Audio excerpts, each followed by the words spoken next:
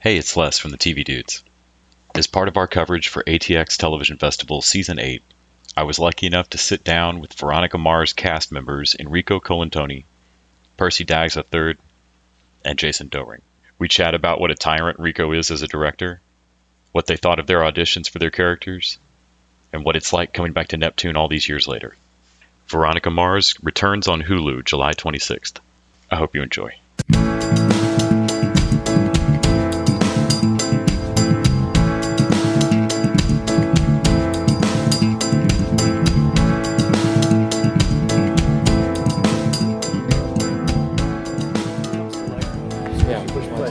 Hey! Ho! All right, well, this is Les from the TV Dudes. My co-host and I were all huge Veronica Mars fans. Thank you. Us too. I would hope. It'd have been a real hard series of days' work, I would think, if you despised it. Can you each talk about a bit about how you got involved in the project, or what you remember from the audition, or what you thought of it initially? I should say, if you mind introducing yourselves as well, otherwise you should face all my listeners. Take Enrico. Enrico Colantoni. I'm Percy Daggs III. I'm Jason Dohring, and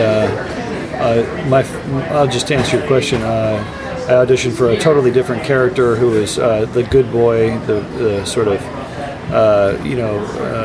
leading man type of guy, and I wasn't into playing that kind of thing, so I did it very dark, and then they had me read for this darker role, and then that's the one I wound up with. Beautiful. Okay.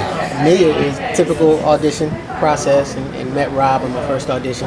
Got to know him pretty well that day because he's a pretty generous person as far as caring about the actor and talking to the actor about who they were and sharing some things about his life and how it related to the story. So my first audition was great. The callback, and then I got, at that time, I believe was my first screen test, my first test. I was competing against one other actor for the role, Kristen Bell. That's when I first met her at the test. A bit nervous. I told you what happens when I get nervous. She came out. What happens when you get nervous? I don't know. I want to know.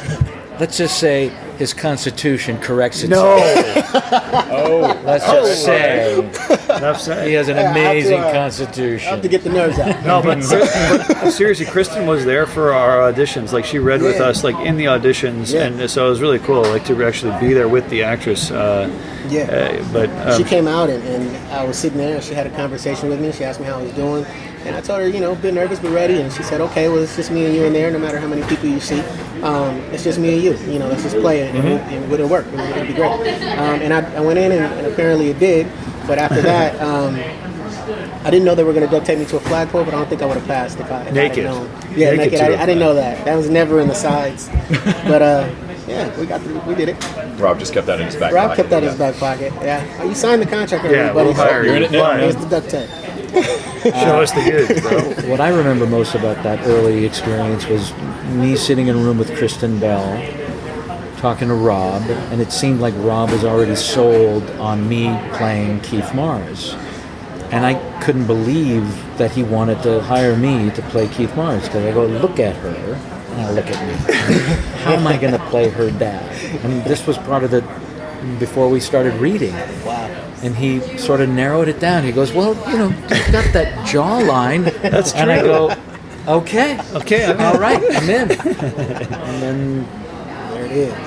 The rest is history. I guess. You do have that job. That's nice. Yeah, we sort of share a common I think job. you're more handsome than you're giving yourself credit for, buddy. Hey, You know what? Then you read what he was really thinking about how the network originally wanted a leading man, good-looking leading man type, and it was just like, no, but Rico's funny and solid. It's just like, I was like, okay, I don't care how I get it. You know what I mean? It really, getting the job is sort of the greatest compliment, because you're competing with wonderful actors. It's like we might as well come down to a coin toss, but you're the lucky one that gets to do it.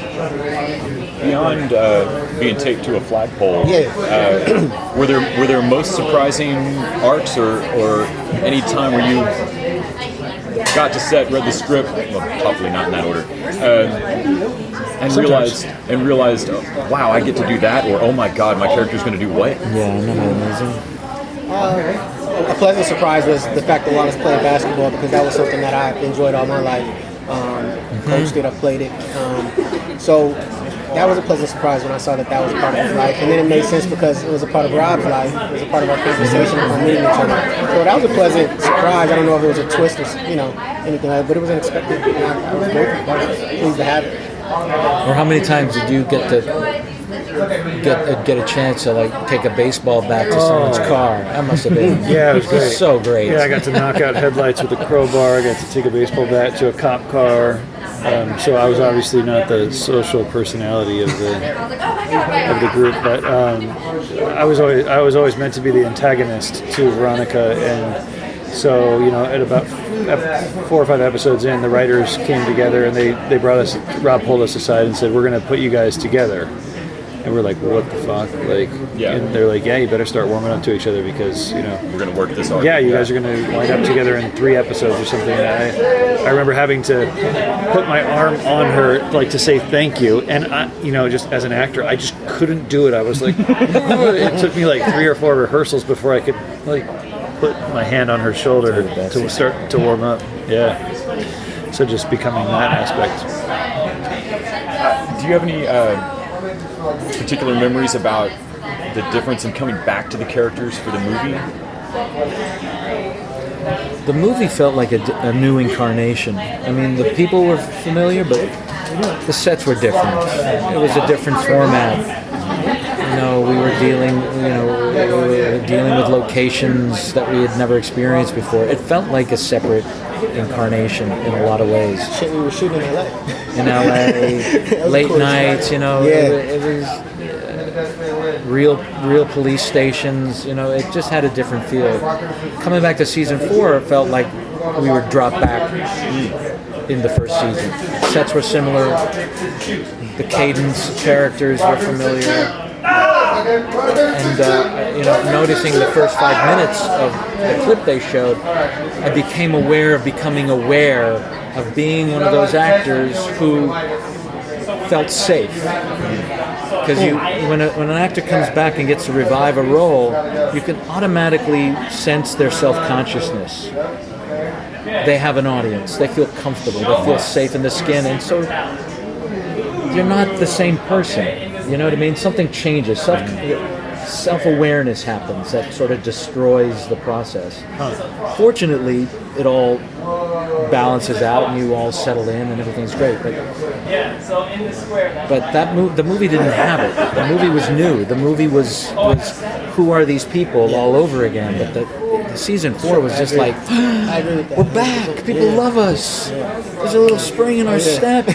Oh, look at this, we're back in the real Mars investigation. It's like, oh, we've got another dog. Oh, look at that. It's spring break again. It was like, fuck. Success ruins something. Yeah, I can see that. Yeah. Does that make sense?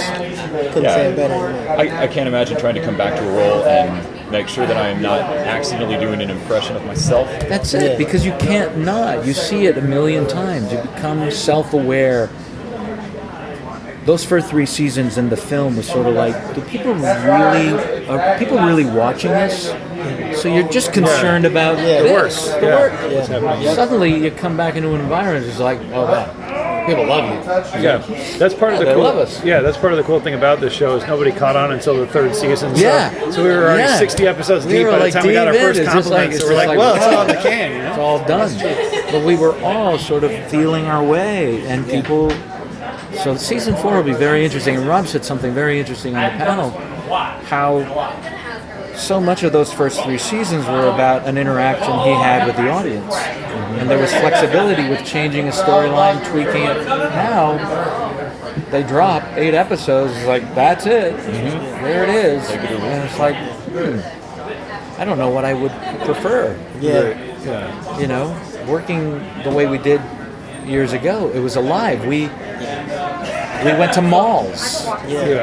We interacted with them. We were so much a part. It was organic. It was growing. It was doing all these things. And now it's like you think, okay, now we got the show. We figured it out. And so I hope whatever we did in season 4 Kristen said it. She saw, she's the executive producer of the show, so she was wearing a completely different hat. So she got to see all the episodes. I don't know if you guys got to see it. I didn't get to see it. She got to see all of it. She goes, so how was it? She said, the same heart with a bigger budget.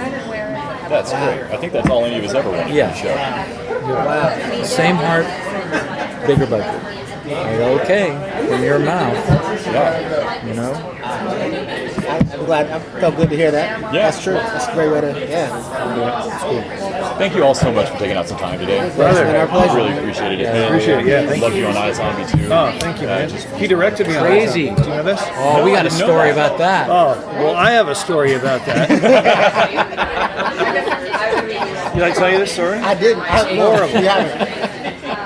So you're a taskmaster over there. No, like I showed up and I I'm love actors, man. Yeah, I'm very tight. Like I don't like to kind of go out of the box. So Rico's kind of like, kind of loosen up a little, and I'm like, okay, and I would do the same thing again. And this is my imagination. And then he's like, okay, Jay, and I'm like a military commander. Yeah. He's like, okay, so these guys are over here, and you're gonna hop across like a bunny across the floor for 50 feet, and then we're not going to tell them about it, and then you're going to have your normal scene. And I'm like, yeah, buddy, this sounds great. I'm an actor. I'll give it a go. I show up at the fucking premiere party, and they have me hopping on the gag reel, and everybody's like, what the fuck is he doing? I'm like, what the fuck am I doing? But I was willing to play. So much fun. I was willing to play. So much fun. He was fantastic. So much fun. That's like to win an Oscar. They're going to throw that up on the big. Oh yeah, I'm destroyed. But hey, it's for the crowd. So much fun. Thank you, Ryan.